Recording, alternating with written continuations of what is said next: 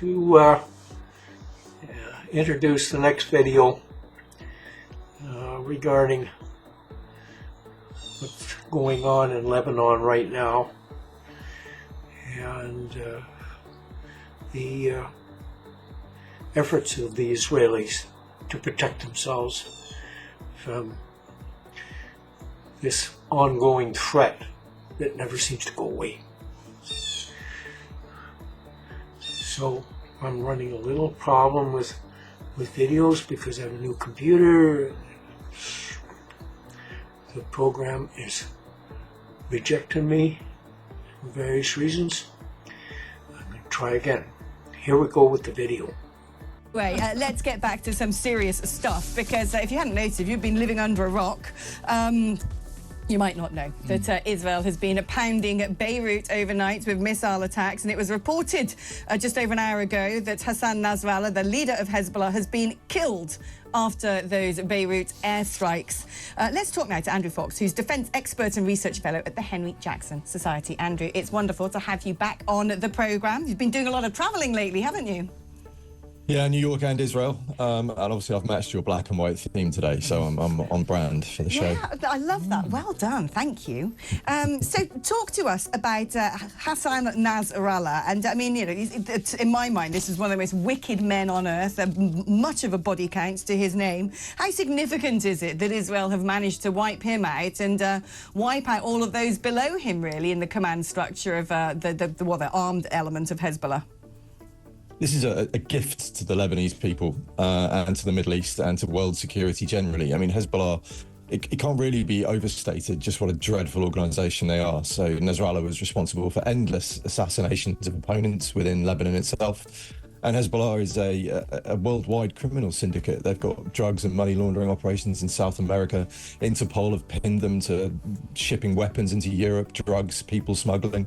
You know, truly some of the worst people on earth. And to have their leader taken out is a good day, frankly. What do you think can happen now? Because I get the impression that Benjamin Netanyahu is very much on the front foot here, because we've seen this already when they took out the leader of Hamas in Iran, and Iran promised fire and fury and revenge, and nothing came. Then we saw after the Pages incident, again, Hezbollah, older Hassan Nasrallah himself promising vengeance, and nothing came. And constantly Israel, regardless of what all the naysayers in the UN are sort of hand-wringing and moaning about, are just getting on with it. Have they managed to put Hezbollah in a box, or is there likely to be some sort of really bad retaliation? Because my understanding is Hezbollah has one of the largest standing armies in the world, like far bigger than a lot of state armies. Yeah, but you can't run an army without command and control, and that's what Israel's really attacking at the moment, along with their strategic missile capability. So the estimates I've seen are about 50% of their rocket stocks have been destroyed, as well as their entire senior command chain. And when it comes to escalation or retaliation, it comes down to what's actually on the table. What do you have in your locker to actually reply with? And there's very little at this stage. They've tried a mass rocket attack from Iran into Israel in April. 500 drones and rockets came Israel's way, and 499 of them failed to hit anything at all. We saw with the assassinations of Shakur and Hania back in July, there was no real retaliation over that, and when they thought about trying it, the Israelis hit them before they could even get the rockets off the ground.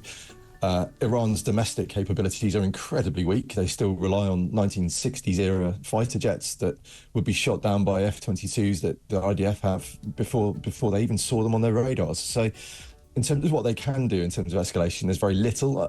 And I said to you last time I spoke that the most likely option for me is that they try and foment some kind of increased insurgency in the West Bank. By flooding arms across the Jordan Valley. But Israel's alive to that. They've been conducting operations in the Jordan Valley for the last couple of months to intercept these shipments of arms to Palestinian militants. And so Iran really has to sit back and watch while its favourite proxy gets deleted by Israel. And there's very little they can actually do about it.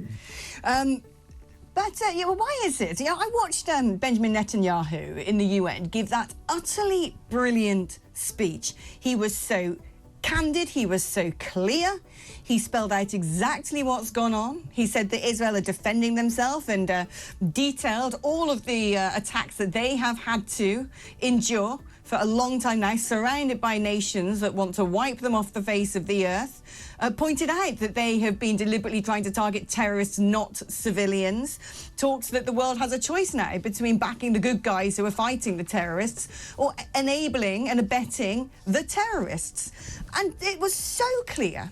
We're coming up to the anniversary of October the 7th, and it's so clear to me what's going on in the world. Why is it then? Why is it that governments, including Western governments, are being sheepish about backing him?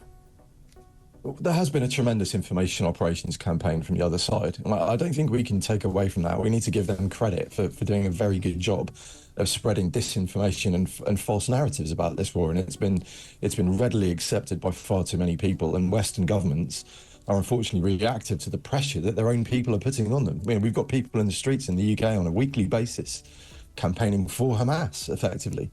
And we saw at the general election here in the UK that we had a number of MPs elected on simply pro-Gaza single-issue tickets. And I think a lot of Labour's response to the last 2 months of this conflict has been based around trying to win back those voters. We need to be cognizant that there is a powerful narrative that goes against Israel. But as you say, they've been telling us for 11 months what they're doing and what they're going to do, and they've done it. And everything Netanyahu has been saying in his press conference has happened in the way that he said it would. So we've got two competing narratives. The Israeli one is proving to be the true one. But we have a wider societal problem here with our susceptibility to disinformation. And I think that is something that the government should be looking at going forward as to how we create a more resilient society against this kind of thing. You know, especially when that disinformation is on the BBC. They've been very sheepish about calling Hezbollah a terrorist organisation. I was listening to the Today programme the other day, and their reporter in Lebanon said that it was, what did they discuss as a Middle Eastern political organisation? I was like, for God's sakes. Some breaking news for you now, Andrew. By the way, Iranian commander has been killed in Beirut attacks. Iranian media is reporting that Abbas Nilforoushan, I don't know if that's how you pronounce his name, deputy commander of Iran's Revolutionary Guard, has been killed in the Israeli strikes on Beirut. That's according to Iranian media. So they've now taken out the deputy commander of the IRGC. I mean, this is extraordinary stuff. It's huge, and this is just Iran's proxy organisation and their masters, the Quds force of the IRGC, taking a kicking. It's not the first IRGC casualty we've seen in the last few months, and it hopefully won't be the last. Well, fingers crossed. Are Iran in any position to try and fight back? Because they are quite a big player. We know that they give weapons to Russia. There's been reports that China, for instance, has given weapons to Russia as well. They're part of an anti-Western axis who quite enjoy watching the world becoming increasingly unstable. Do you think that Iran have any capacity to fight back? Because we've heard for a long time, oh, well, they're 2 weeks away from developing a nuclear warhead. They've just sent rockets up into space. I mean, we've heard for about the last year they're 2 weeks away from developing a nuclear warhead. Have they got any capacity to hit back hard? We know they're only 1 to 2 weeks away from making enough missile fissionable nuclear material. We've had that from the US. They're tracking this, I think, as closely as the Israelis are. It's one method of escalation. You know, I've already talked about the West Bank and how they might try and go through an asymmetric method to try and retaliate against Israel. But with eyes of the world as close as they are on Iran's nuclear program, it would be very bold, I suspect, for them to try and create a nuclear weapon. And Beirut is giving us a really good example of what might happen to Tehran and Iran's nuclear sites should they up their production.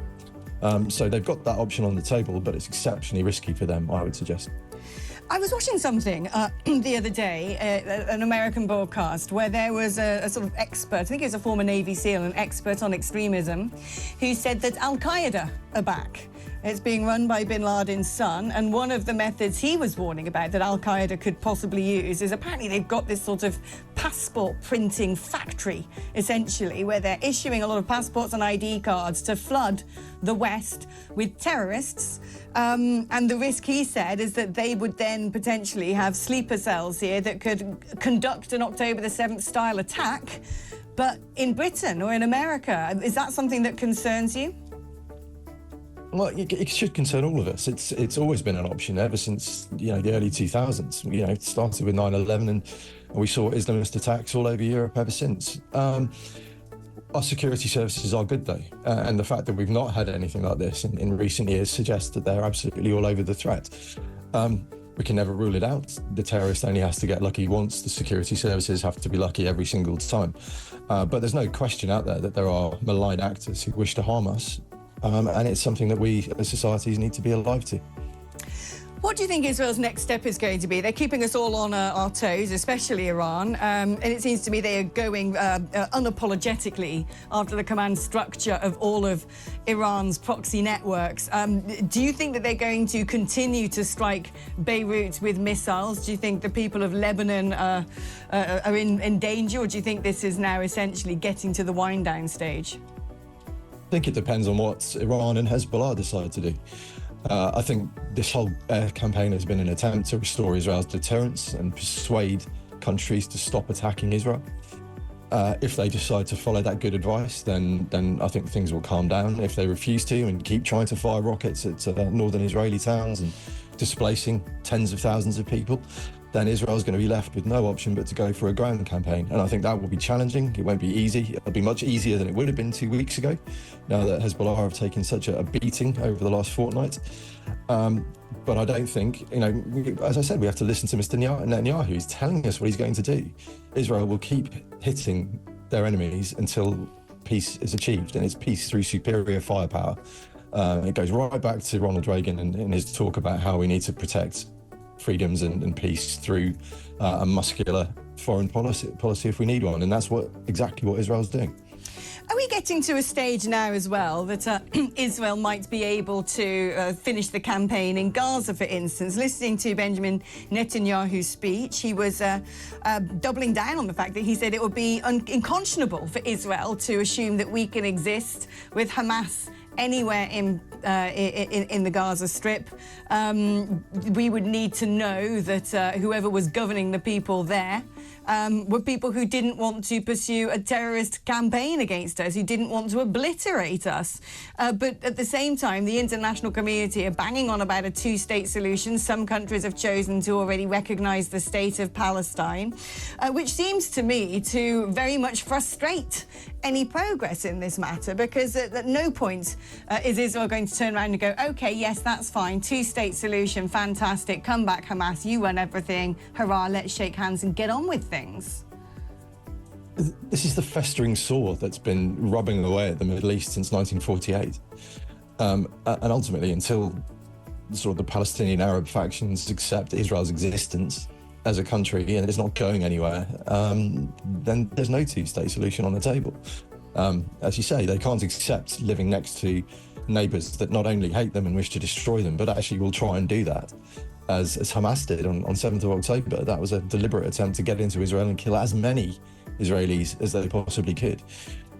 So it's going to need attitudinal change. It's going to need a posture change, and I don't see any signs that is likely on the horizon, particularly whilst Iran is maintaining its policy of trying to destabilise the Middle East and destroy Israel as the little Satan to America's great Satan. So Iran is the root of all this problem. Until we deal with the Iranians, the Iranian regime in Tehran, then I don't see a peaceful solution in the Middle East in the near future. Apparently, Iran Air has now cancelled all flights into Beirut, which suggests to me that they anticipate there being further bombardments, perhaps in Lebanon. But what should we do about Tehran? I mean, I can look back and say it was a big mistake when the EU especially frustrated for greater trade with Iran, lifting those sanctions, bring back the JCPOA, brilliant, because France and Germany could make a load of money selling them stuff. Indeed, if you look at the trade statistics of the United Kingdom and Iran, when the JCPOA was back on the table, we were selling them an awful lot of stuff. And the main sales were nuclear technologies, I know, it beggars belief, chemicals, chemicals, and then the top one was optical equipment. And I thought, well, what are they doing with optical equipment? Are they setting up a load of eye hospitals? Oh no, that's right, making drones. So we are hardly guilt-free in all of this. But what should we be doing now about Iran? Because it's interesting, isn't it, that Israel is almost in a corner, fighting by itself, trying to push back all of these horrific terrorist organisations who wants to obliterate Israel, and quite frankly would probably have much the same feeling about obliterating us as well.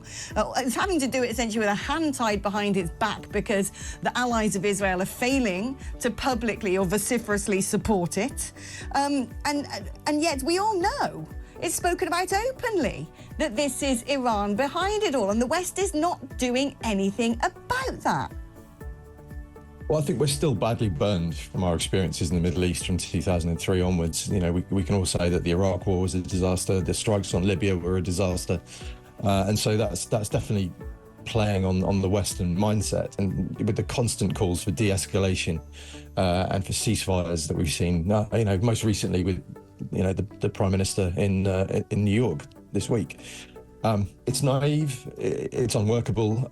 We have a set of allies who I think would rather we took a more muscular approach to Iran. Our allies in the Middle East know full well where the threat is and what the risk is, and potentially letting Israel get on with this and do airstrikes on their proxies and remove some of their strategic strength is no bad thing, actually.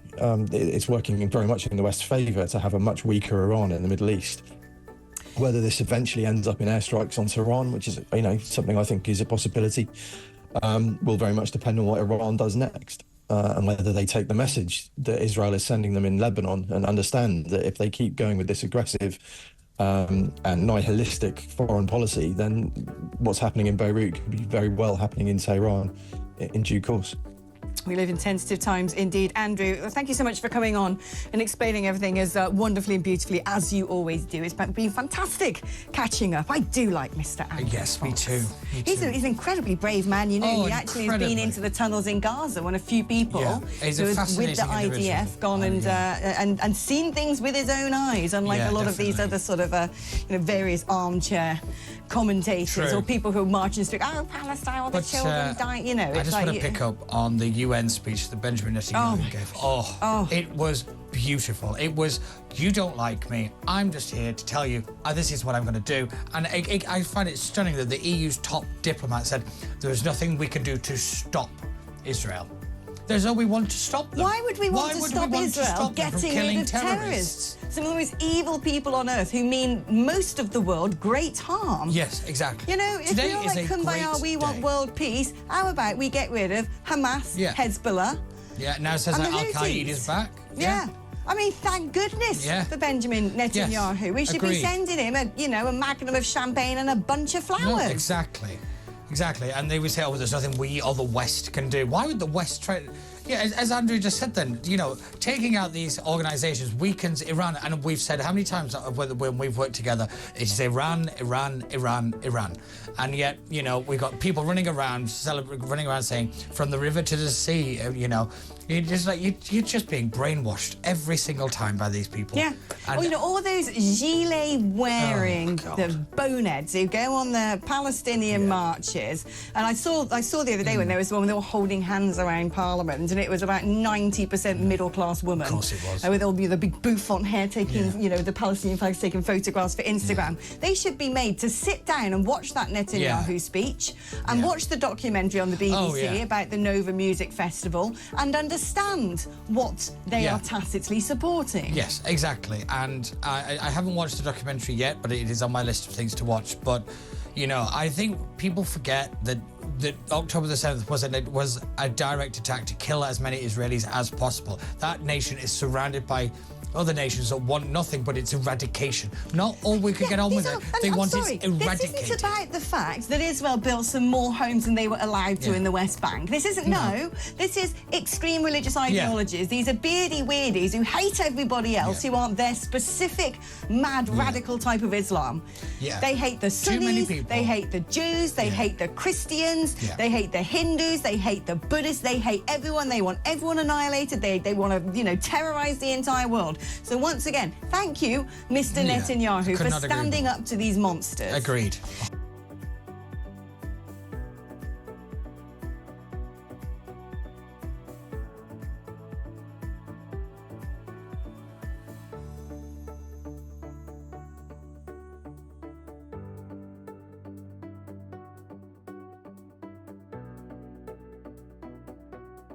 That's it. Again, I'm going to keep this short. I just happen to think that Israel's doing the right thing. I think the Biden Democrats in the States is a very, very weak government. And people are not paying attention to them.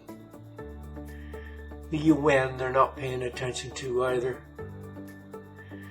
Everyone knows, who has half a brain, realizes Israel is doing the right thing. It's fighting for its survival. And anybody that gets in its way right now is going to be in very serious trouble. Okay.